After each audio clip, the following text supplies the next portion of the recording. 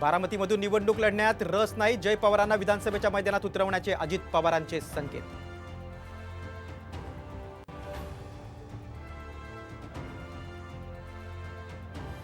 विधानसभेच्या प्रचाराची धुरा उद्धव ठाकरेंच्याच खांद्यावर, काँग्रेस हायकमांडच्या राज्यातील नेत्यांना सूचना. सूत्रांची माहिती.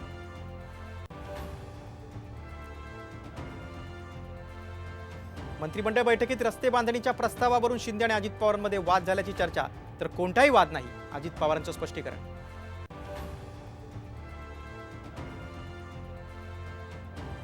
आजपासून एसबीआयचं कर्ज महागलं, सर्व कालावधीच्या कर्जावरील व्याजदरात 0.10% वाढ.